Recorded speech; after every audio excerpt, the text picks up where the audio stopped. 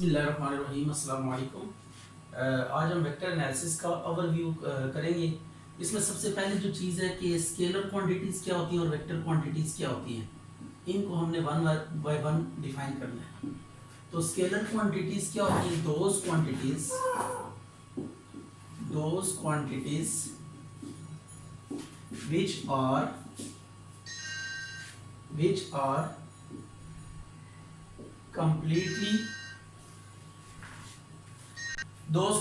which are completely described by magnitude and unit are called scalar quantities.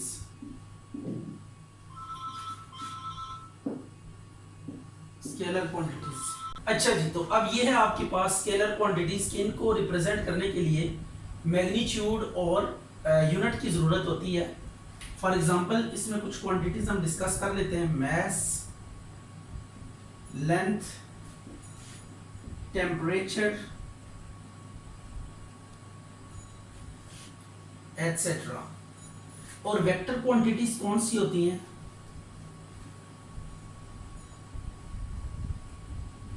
Vector quantities, those quantities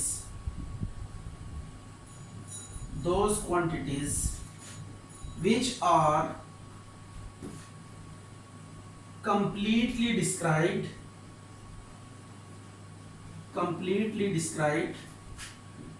by magnitude,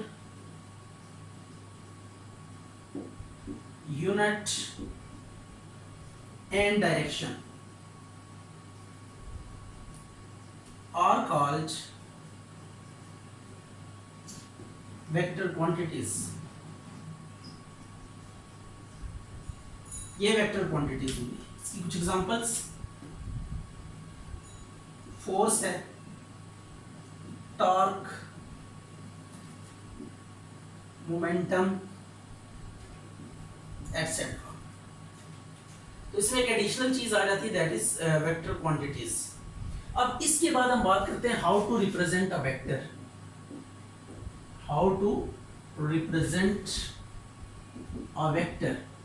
vector को कैसे represent किया जा सकता है? A vector is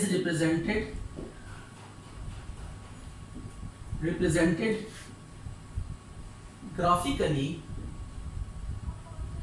graphically by a line with arrowhead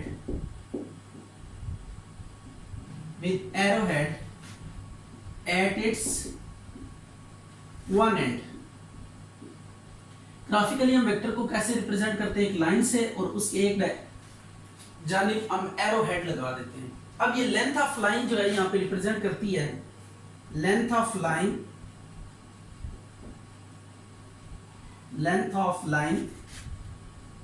denotes the magnitude and arrowhead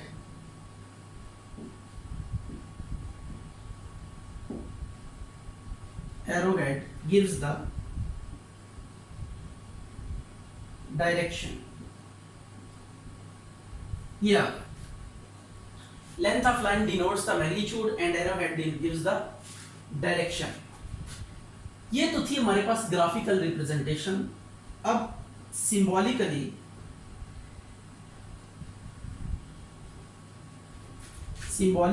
vectors are denoted bye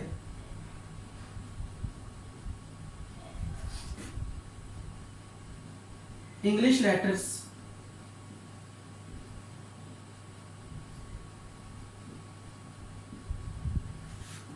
in following ways।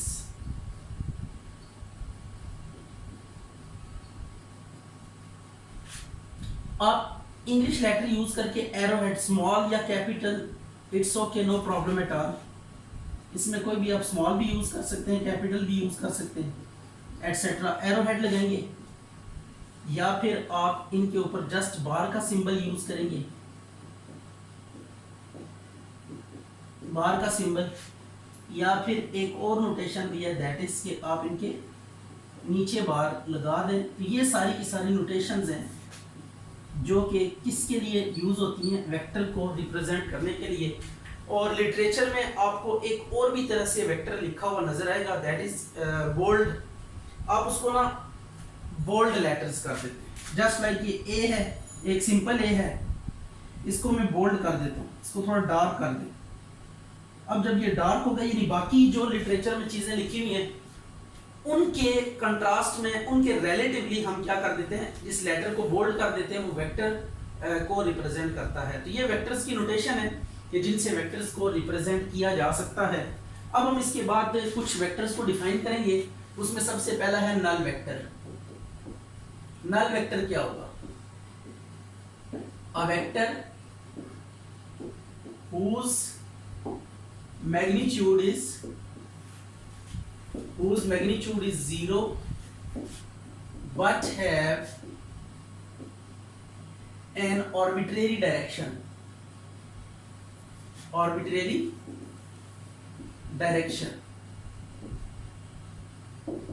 denoted by O। तो ये आपके पास क्या है, नल वेक्टर है। तो नल वेक्टर ऐसे वेक्टर्स को कहते हैं कि जिनकी मैग्नीट्यूड 0 हो लेकिन उनकी डायरेक्शन कोई आर्बिट्रेरी जो भी डायरेक्शन ले लें, व्हाटएवर इज, तो इस वेक्टर को हम क्या कहेंगे, नल वेक्टर। डायरेक्शन आप अपनी मर्जी से सेट कर सकते हैं। उसके बाद है यूनिट वेक्टर। यूनिट वेक्टर क्या होता है? A vector whose magnitude is 1 is called a unit vector। Right हो गया। ये आपके पास एक ऐसा वेक्टर जिसकी मैग्नीट्यूड 1 के इक्वल हो, ऐसे वेक्टर को हम यूनिट वेक्टर कहते हैं।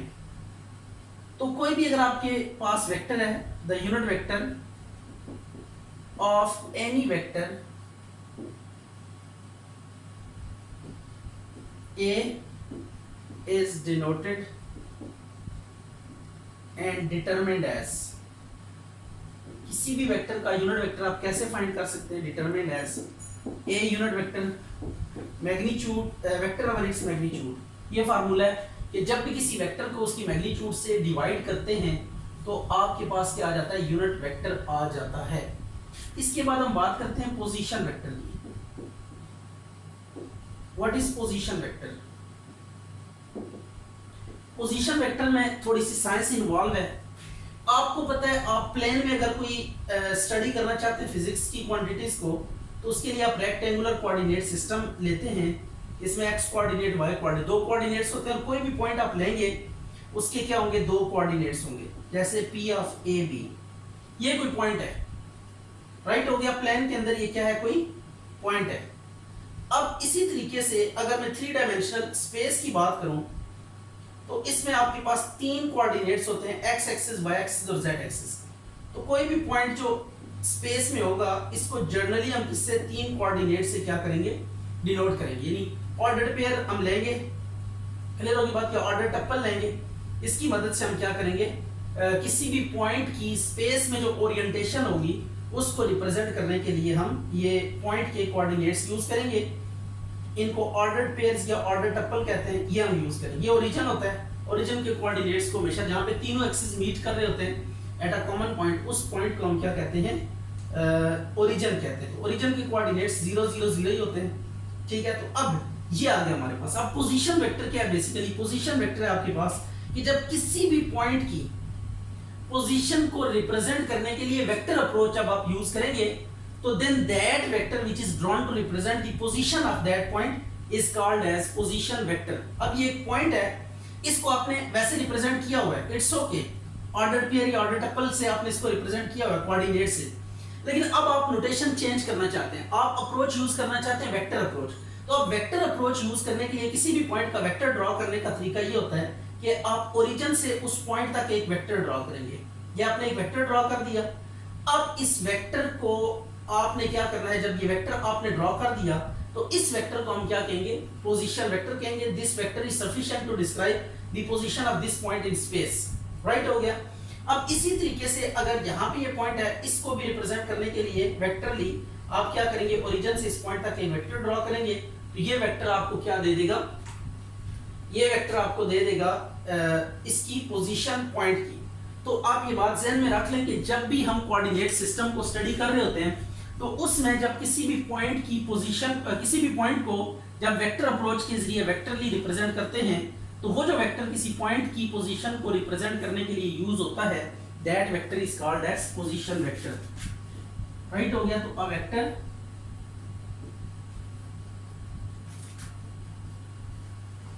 drawn to the position of any point, a vector drawn to represent the position of any point in space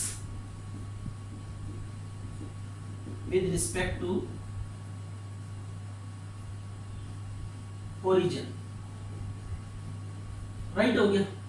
तो ये कोई भी पॉइंट है तो इसका पोजीशन वेक्टर हम ऐसे इफ p इज सॉरी इस तरह लिखते हैं, p of x y z is any point in space then its position vector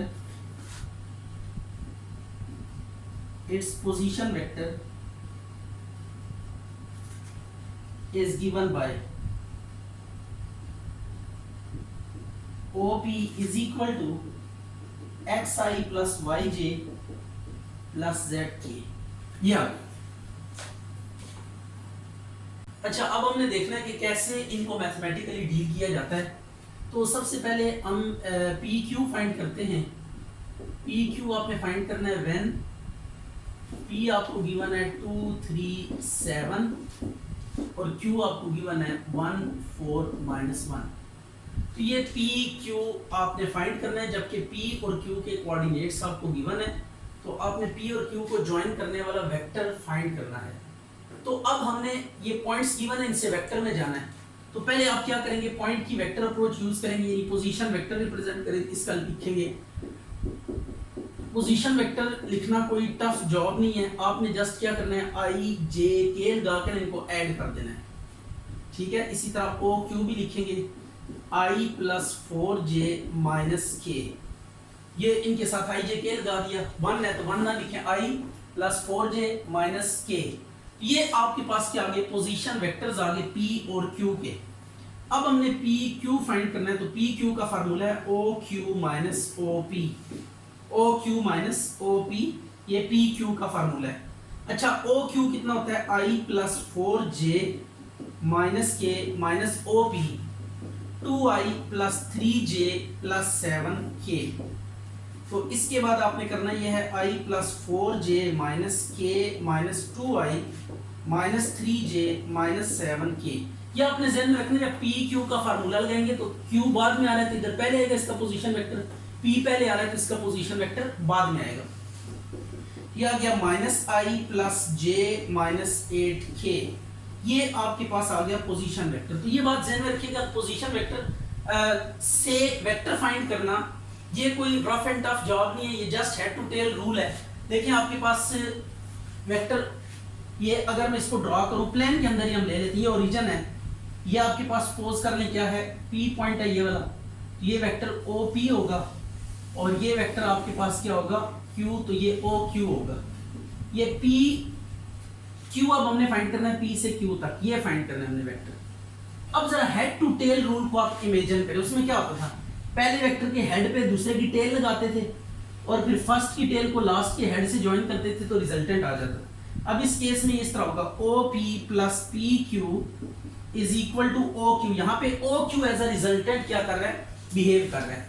O Q को अगर आप लोड करें तो ये एज अ रिजल्टेंट बिहेव कर रहा है, क्योंकि देखें पहले की टेल के साथ इसकी टेल मिली हुई है और आखिरी के हेड के साथ इसका हेड मिला हुआ है। ये बेसिकली वेक्टर एडिशन ही है हेड टू टेल रूल से। तो पी क्यू को आप इधर ही रहने दे, फाइंड करना है O Q minus O P. ये वो फार्मूला डेवलप हो गया। तो ये हेड टू टेल रूल से डेवलप होता है, इट इज नथिंग एल्स।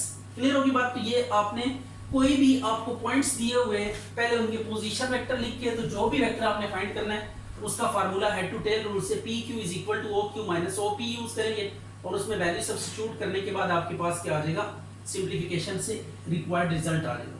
अच्छा, अगर अब हम इसका QP करते हैं यानी इनका ऑर्डर चेंज करते हैं, तो देन व्हाट विल हैपन, इस साइड पे साइन चेंज हो जाएंगे, I minus J plus 8K, तो ये आपके पास जो है ना क्या हो गया, इसके साइन चेंज हो गए, माइनस का प्लस हो गया, प्लस का माइनस, माइनस का प्लस, तो ये PQ से QP भी आप फाइंड कर सकते हैं just by changing the sign, right हो गया। तो ये है आपके पास पोजीशन वेक्टर से वेक्टर कैसे डिटरमिन किया जा सकता है। अब हम एक वेक्टर लेते हैं और उसका यूनिट वेक्टर फाइंड करते हैं, 2i plus 3j minus 5k, ये आपके पास एक वेक्टर है, आपने इसका यूनिट वेक्टर फाइंड करना है। तो यूनिट वेक्टर फाइंड करने के लिए हम क्या करेंगे, यूनिट वेक्टर फाइंड करने के लिए हम ये करेंगे, फार्मूला है वेक्टर ओवर इट्स की मैग्नीट्यूड, ठीक है, तो वेक्टर ओवर इट्स मैग्नीट्यूड। तो अब आप क्या करेंगे, a की वैल्यू पुट करेंगे ऊपर माइनस 5k, और मैग्नीट्यूड क्या होती है, स्क्वायर रूट लगाते हैं और ये जितने भी i j k के कंपोनेंट्स हैं इनके स्क्वायर को सम करते हैं, 2 का स्क्वायर प्लस 3 का स्क्वायर प्लस माइनस 5 का स्क्वायर, तो ये आ जाएगा 2i plus 3j minus 5k divided by 4 plus 9 plus 25, ये 13 और 25 कितने हो जाएंगे, 3j minus 5k divided by 38 आ गया। इसको आप सेपरेटली भी डिवाइड कर सकते हैं,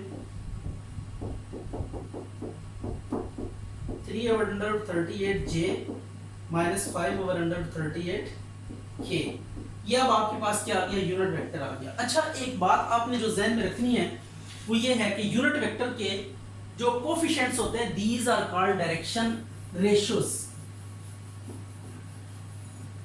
सॉरी इनको डायरेक्शन कोसाइंस कहेंगे। तो ये आपके पास यूनिट वेक्टर आ गया 2 by under root 38i plus 3 by under root 38j minus 5 by under root 38k। या अब अगर आपसे कोई ये कहे कि डायरेक्शन कोसाइंस क्या होते हैं, तो डायरेक्शन कोसाइंस आपने बताना है, direction cosines, direction cosines, direction cosines components of unit vector are called direction cosines, components of a unit vector are called direction cosines. तो अगर आपसे यहाँ पे ऊपर को पूछा डायरेक्शन कोसाइंस कौन से हैं, तो ये आप कोई भी वेक्टर है उसके डायरेक्शन कोसाइंस फाइंड करने के लिए फर्स्ट ऑफ ऑल आप उसका यूनिट वेक्टर फाइंड करेंगे, और यूनिट वेक्टर फाइंड करने के बाद आपने ये करना है कि उसके जो कंपोनेंट्स हैं वो ले लेने,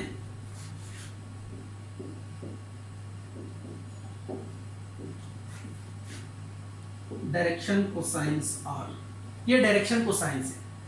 अब एक होती है डायरेक्शन रेशियोज, डायरेक्शन रेशियोज क्या होते हैं, components of a vector, direction ratios क्या होंगी, components of a vector, direction ratios, इन दोनों में फर्क आप याद रखिएगा। कंपोनेंट्स ऑफ एनी वेक्टर, किसी भी वेक्टर के जो कंपोनेंट्स होते हैं उनको क्या कहते हैं, डायरेक्शन रेशियोज कहते हैं। लाइक ये वेक्टर ए है, direction ratios of A R, इसके डायरेक्शन रेशियोज क्या है, 2, 3 और -5, इनको स्क्वायर ब्रैकेट्स के अंदर भी लिख सकते हैं आप। तो दीज आर डायरेक्शन रेशियोज। तो डायरेक्शन रेशियोज किसी भी वेक्टर के कंपोनेंट्स और डायरेक्शन कोसाइंस यूनिट वेक्टर के कंपोनेंट्स होंगे। अब इसके बाद हम बात करते हैं डायरेक्शन एंगल्स की। What are direction angles, direction angles, तो डायरेक्शन एंगल्स क्या होते हैं इनको भी देख लेते हैं। ये आप देखिएगा जस्ट लाइक ये आपके पास एक्स वाई जी, ये स्पेस है, ये कोई कोऑर्डिनेट सिस्टम है एक्स वाई जी, इसका ये ओरिजिन है और ये एक वेक्टर ड्रॉ हुआ है यहाँ पे इन एनी ओरिएंटेशन, ये डायरेक्ट ये वेक्टर है, ये हमने कोई वेक्टर सपोज कर ले ए ले लिया। अब इस वेक्टर के आपने कोऑर्डिनेट एक्सिस के साथ एंगल्स डिटरमिन करने हैं। एक्स एक्सिस के साथ इसका एंगल लिखें, it would be alpha Y axis के साथ इसी का एंगल लिखें, इट वुड बी बीटा, और जेड एक्सिस के साथ इसका एंगल डिटरमिन करें, that is denoted by gamma. तो ये आपने क्या किया, कोई वेक्टर स्पेस में था, उसके आपने क्या लिखे, एंगल्स लिखे, किसके साथ, कोऑर्डिनेट एक्सिस के साथ। इस वेक्टर के एक्स एक्सिस के साथ, वाई एक्सिस के साथ, जेड एक्सिस के साथ, तीनों एक्सिस के साथ इसके आपने क्या लिखने हैं, एंगल्स लिखने हैं। जब आप इसके एंगल्स को लिखेंगे, एंगल्स ड्रॉ करेंगे इसके with respect to X axis, with respect to Y axis, with respect to Z axis, तो these angles are called direction angles. Right हो गया। तो angles of any vector with coordinate axes are called direction angles। ये आपके पास क्या होंगे, direction angles होंगे।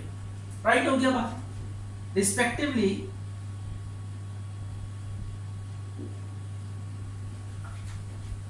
For vector A, alpha, beta, gamma are its angles with x axis, x, y and z axis respectively। z axis या तो ये आपने alpha beta गेमा जो एंगल लिखे हैं, these are basically angles of any vector with coordinate axis. अब इनको डिटरमिन कैसे किया जाए, how to determine these direction angles. तो इन डायरेक्शन एंगल्स को डिटरमिन करने का मेथड इज क्वाइट सिंपल।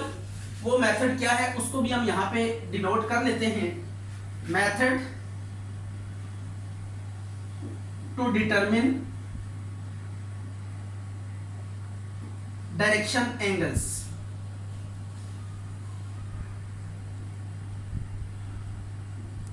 इसके लिए जस्ट आपने ये करना होता है कि ये जो डायरेक्शन कोसाइंस है ना, डायरेक्शन कोसाइंस जो आपने लिए हैं, इनको आप कंपेयर करेंगे cos alpha, cos beta, cos gamma से।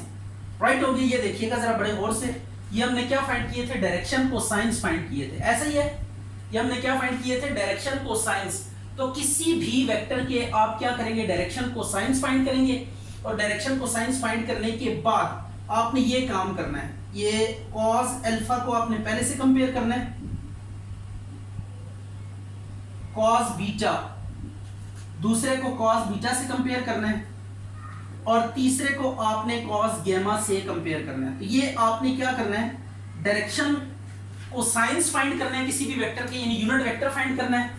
उसके कंपोनेंट्स को, पहले को cos अल्फा, दूसरे को cos बीटा, तीसरे को cos गामा कहेंगे, और इसके बाद यहां से अल्फा की वैल्यू निकल आएगी, यहां से बीटा की और यहां से गामा की। तो इट इज क्वाइट इजी कि आप इनसे ना अल्फा बीटा गामा की वैल्यूज फाइंड कर सकते हैं। आप यूनिट वेक्टर जस्ट आपको फाइंड करना पड़ेगा, उसके जो कंपोनेंट्स होंगे उनको आपने पहले को cos अल्फा, दूसरे को cos बीटा, तीसरे को cos गामा का नाम देंगे, एंड फिर उसको सॉल्व करके आप एंगल्स डिटरमिन कर लेंगे।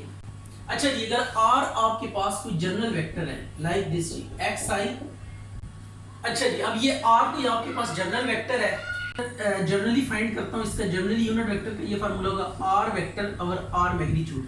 अच्छा एक बात याद रखिएगा, मैग्नीट्यूड के लिए जो नोटेशंस यूज होती हैं, ये वाली या ये वाली, ये दोनों नोटेशंस हैं जो मैग्नीट्यूड के लिए जो है ना वो यूज की जाती है। तो आप जो सी मर्जी यूज करें, इट्स ओके।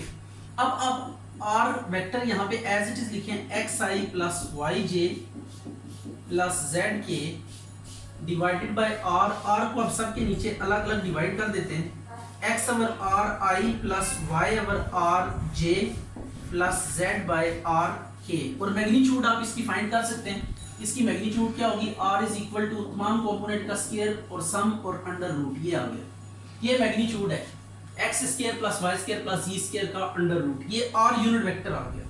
राइट हो गया। अब यहाँ पे x over r, y over r, z over r और डायरेक्शन कोसाइंस, ये डायरेक्शन कोसाइंस है। और उसके बाद सेकंड अगर हम बात करें x y z और डायरेक्शन रेशोस, ये जो इसकी कंपोनेंट से सिंपली इनको डायरेक्शन रेशोस कहेंगे। और थर्ड थिंग जो आपने यहां पे यूज करनी है,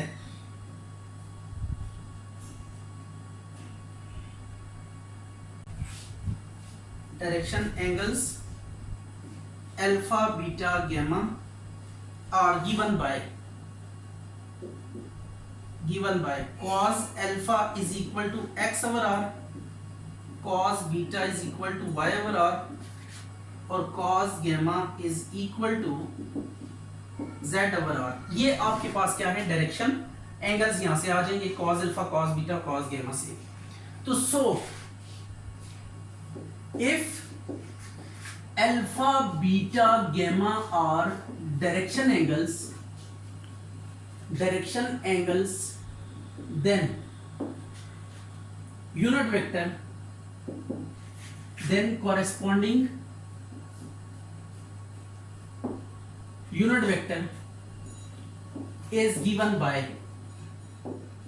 जो यूनिट वेक्टर होगा उसको हम इससे रिप्रेजेंट कर सकते हैं, r unit vector is equal to cos alpha i, cos beta j, cos gamma k। ये अगर आपको डायरेक्शन एंगल्स गिवन है तो आप इनसे यूनिट वेक्टर b लिख सकते हैं। अब आपने जो चीज यहाँ पे नोट करनी है वो ये है कि cos square alpha plus cos square beta plus cos square gamma, ये आपके पास एक फार्मूला बन गई, 1 के इक्वल होता है, इट इज ऑलवेज, क्योंकि यूनिट वेक्टर इसकी मैग्नीट्यूड अगर आप ले ना, और यूनिट वेक्टर की मैग्नीट्यूड, तो मैग्नीट्यूड क्या होगी, अंडर रूट आई कंपोनेंट का स्क्वायर, जे कंपोनेंट का स्क्वायर प्लस के कंपोनेंट का स्क्वायर, ये आ गया। अब आर यूनिट वेक्टर की मैग्नीट्यूड 1 होती है, स्केलिंग करें दोनों तरफ तो 1 का स्क्वायर तो 1 ही आ जाएगा। ये फार्मूला डेवलप हो जाता है, ये फार्मूला भी बहुत ज्यादा यूज होता है, इसको भी आपने क्या कर लेना है, याद कर लेना। अब आखिरी चीज जो रहेगी वो ये है कि वेक्टर इक्वेशन ऑफ लाइन हम कैसे लिख सकते हैं। वेक्टर इक्वेशन ऑफ लाइन, अगर आपके पास इक्वेशन ऑफ लाइन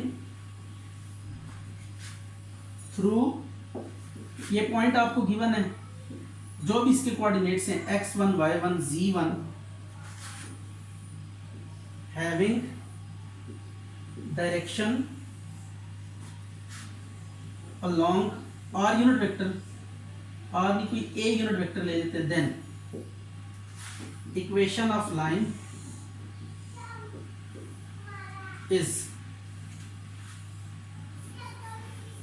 इक्वेशन है OP plus T times A unit vector, या A वेक्टर भी हो सकता है, ये इसमें कोई टेंशन वाली बात नहीं है, आम वेक्टर हो जाए तब भी ठीक है, यूनिट वेक्टर हो जाए तब भी ठीक है। तो ये आपके पास लाइन है जो इस पॉइंट में से गुजर रही है और इस डायरेक्शन में है।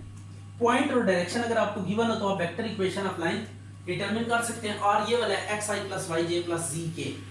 अब आपने जो चीज नोट करनी है वो ये नोट करनी है यहाँ पे, if two vectors are parallel, two vectors a and b are parallel, अगर दो वेक्टर्स क्या हैं आपस में पैरेलल हैं, देन उनके जो यूनिट वेक्टर होंगे वो क्या होंगे, इक्वल होंगे, नंबर एक।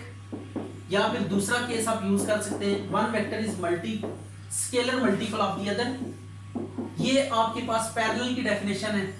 या तीसरा केस जो है, अगर a आपके पास है a1i a2j a3k ये, और b आपके पास है b1i b2j प्लस b3k, ये अगर आपके पास दो वेक्टर्स हैं तो अगर ये पैरेलल हैं, आर पैरेलल,